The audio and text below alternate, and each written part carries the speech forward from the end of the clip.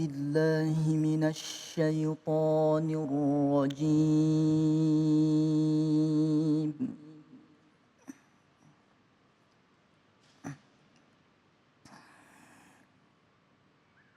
بسم الله الرحمن الرحيم.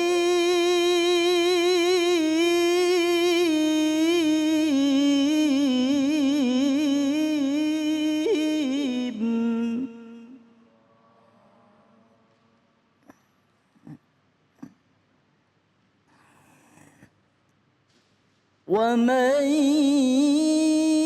يهاجر في سبيل الله يجد في الأرض مراغما كثيرا وسعة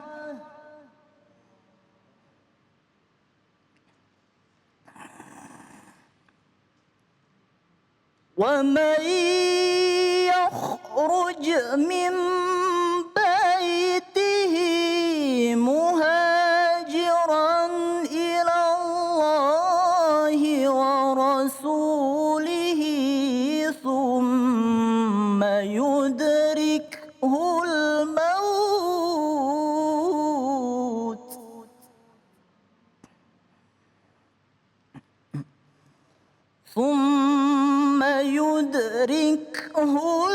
الموت فقد وقع أجره على الله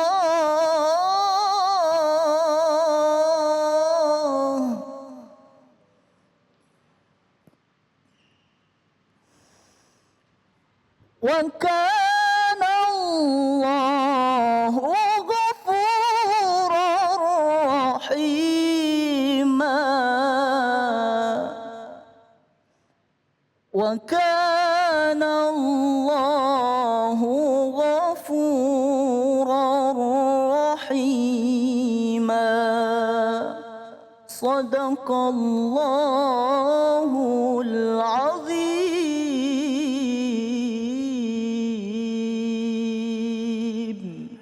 Maha benar Allah dengan segala firman-Nya, Masya Allah. Terima kasih Qori kita Muhammad Yusuf. Dan baik, kembali lagi di Cahaya Hati Indonesia. Kita akan masuk ke dalam tema kita yang selanjutnya, yaitu keutamaan hijrah dalam Islam. Bersama guru kita yang dimuliakan Allah Subhanahu wa taala, Al-Ustadz Abdurrahman Jailani. Allahumma shalli ala Sayyidina Muhammad. Allahumma shalli wa sallim wa barik alaihi wa ala alihi. Assalamualaikum warahmatullahi wabarakatuh. Waalaikumsalam warahmatullahi wabarakatuh. Alhamdulillah. Alhamdulillahilladzi an'amana bi ni'matil Islam wal iman. Asyhadu an la ilaha illallah wa asyhadu anna Muhammadan abduhu wa rasuluh. Allahumma salli wa sallim wa barik wa karrim wa syarrif wa azim ala sayyidina wa habibina wa syafi'ina wa qurrati ayunina nabiyyina wa maulana Muhammadin sallallahu alaihi wasallam wa ala alihi at-tayyibin at-tahirin wa ashabihi al-ghurril mayamin wa man tabi'ahum bi ihsanin ila yaumiddin, amma ba'd. Puji dan syukur hanya untuk Allah, salawat dan salam untuk baginda kita Nabi besar Muhammad sallallahu alaihi wasallam. Ibu-ibu yang sama dirahmati dan dimuliakan oleh Allah Subhanahu wa taala, para pemirsa Cahaya Hati Indonesia dimanapun Anda berada, mudah-mudahan kita semuanya panjang umur, sehat walafiat, barokah dunia dan akhirat. Amin ya rabbal alamin. Hijrah adalah merupakan satu perbuatan yang dipandang mulia di dalam agama kita. Begitu banyak keutamaan yang Allah Subhanahu wa taala sebutkan di dalam Al-Qur'anul Karim mengenai hijrah ini. Salah satunya tadi qori kita sudah menyampaikan dan membacakan ayat yang mulia tersebut. Di satu sisi lain, Allah Subhanahu wa taala juga menyampaikan di dalam Al-Qur'anul Karim surat Al-Baqarah ayat 218. Allah Subhanahu wa taala kembali mengingatkan kepada kita, innalladzina amanu wa hajaru wa jahadu fi sabilillah. Sesungguhnya kata Allah, orang-orang yang beriman. Jadi disebutin dulu tuh, orang beriman. Wa hajaru, dan orang-orang yang berhijrah. Wajahadu, dan orang-orang yang berjihad fi sabilillah, di jalan Allah Subhanahu wa taala. Ulaika yarjuna rahmatallahi, mereka itulah orang-orang yang mengharap daripada rahmat Allah Subhanahu wa taala. Wallahu ghafurur rahim. Allah Subhanahu wa taala itu Maha Pengampun lagi Maha Penyayang. Shadaqallahul azim. Wa sadaqa nabiyuhul habibul karim. Wa nahnu ala dzalika minasyahidin wasyakirin walhamdulillahi rabbil alamin.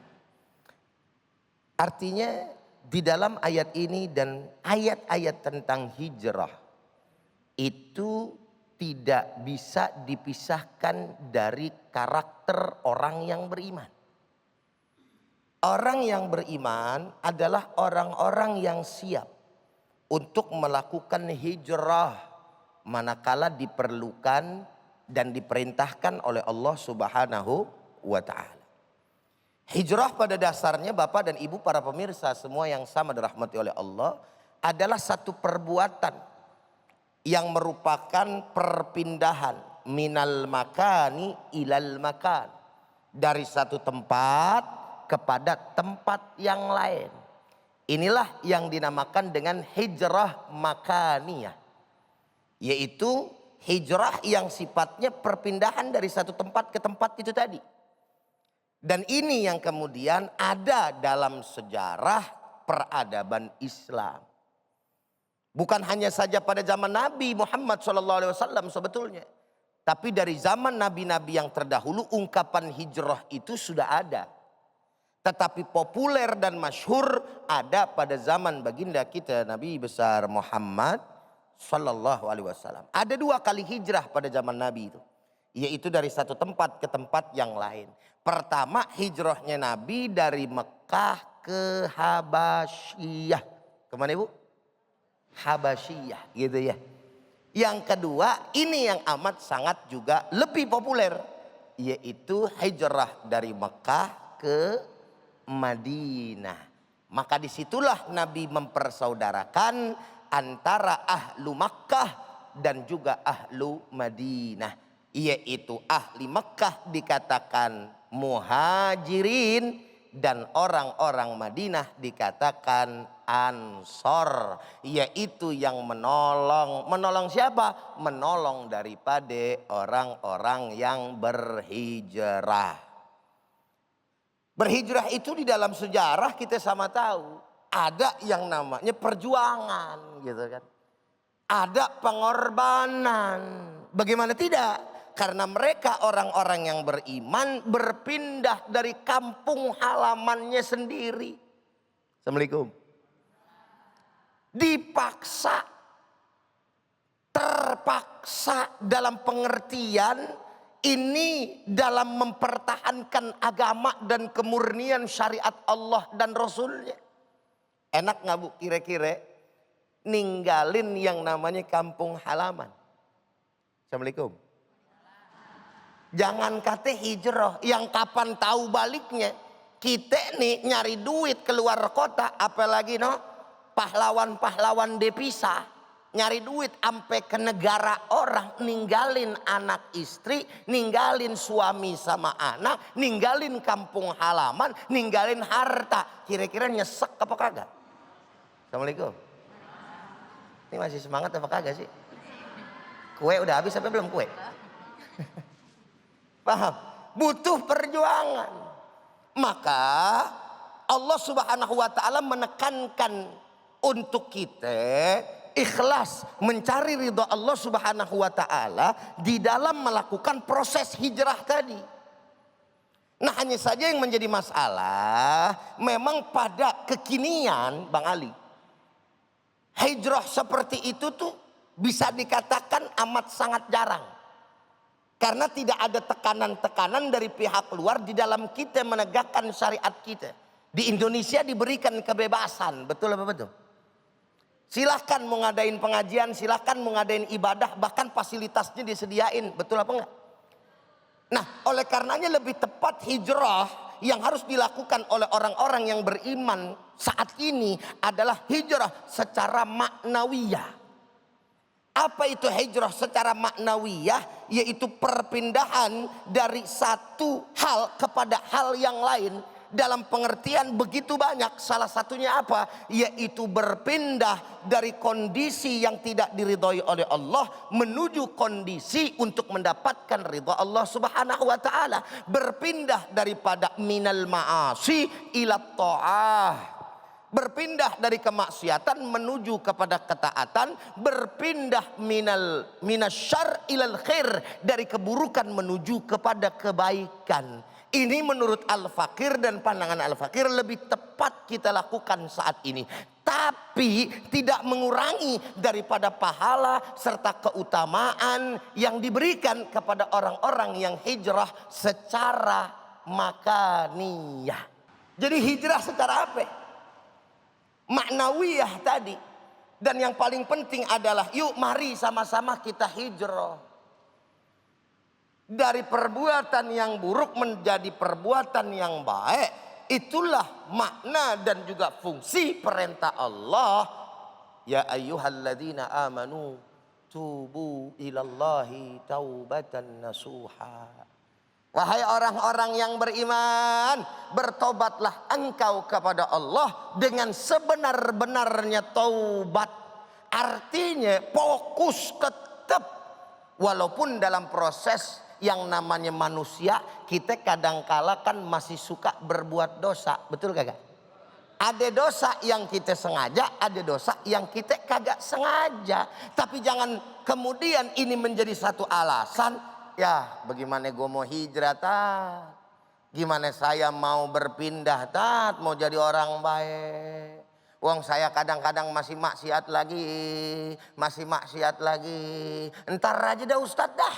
Kalau emang udah bener-bener baru saya dah hijrah. Nggak bisa begitu.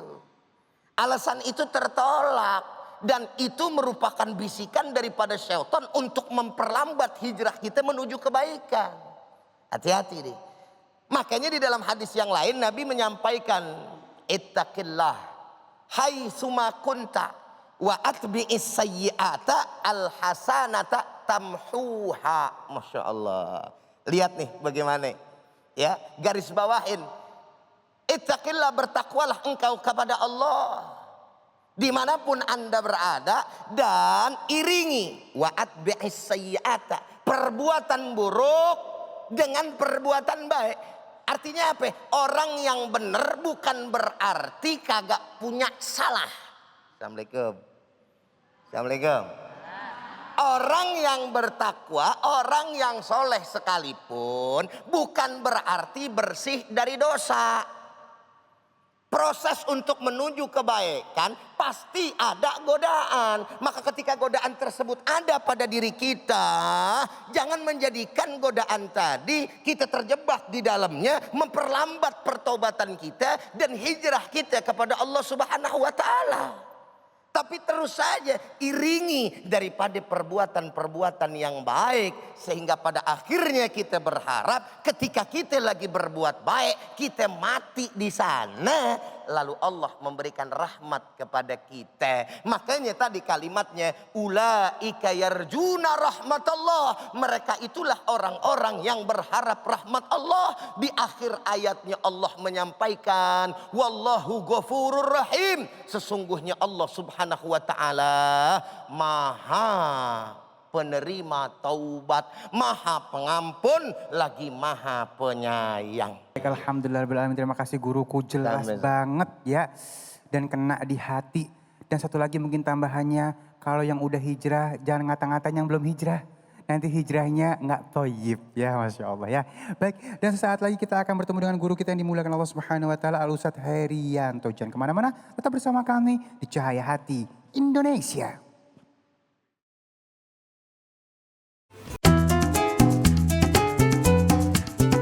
Di zaman modern ini, siapa yang tidak mengenal sajadah? Kata sajadah berasal dari bahasa Arab sajadah yang memiliki arti masjid dan sujud, yang digunakan untuk menjaga kebersihan selama umat muslim menunaikan ibadah. Sebagai salah satu piranti wajib saat beribadah, sajadah tentu saja dimiliki oleh seluruh umat muslim.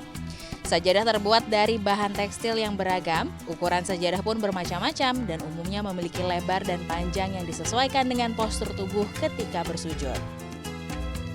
Asal muasal sajadah berasal dari kisah Nabi Muhammad SAW yang selalu sholat di atas khumrah, sejenis tikar yang terbuat dari daun palem. Musafir muslim asal Maroko, Ibnu Batutah menceritakan kesaksiannya dalam kitab Ibnu Batutah mengenal awal mula sajadah. Di abad pertengahan, orang-orang di pinggiran Kairo, Mesir, terbiasa melakukan sholat Jumat di luar rumah. Oleh sebab itu, para pembantu atau asisten mereka menyediakan alas sholat yang terbuat dari pelepah pisang untuk digunakan saat sholat Jumat. Di abad pertengahan itulah sajadah mulai masuk ke berbagai daerah. Salah satunya sajadah masuk ke Mesir dan hanya digunakan oleh orang-orang yang memiliki banyak uang.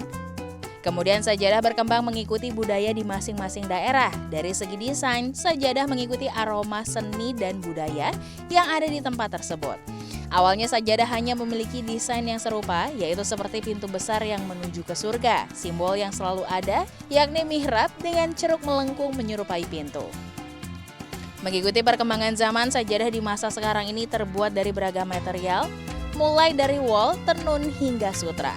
Maka dari itu, tiap sajadah memiliki cara perawatannya sendiri-sendiri, tergantung dari bahan material yang digunakan. Selain itu, saat ini sajadah juga mulai dihiasi oleh ornamen-ornamen geometris, bunga, atau simbol-simbol Islami seperti Ka'bah serta masjid. Itu tadi sejarah dari sajadah sebagai alat sholat umat muslim yang telah menjadi bagian tak terpisahkan.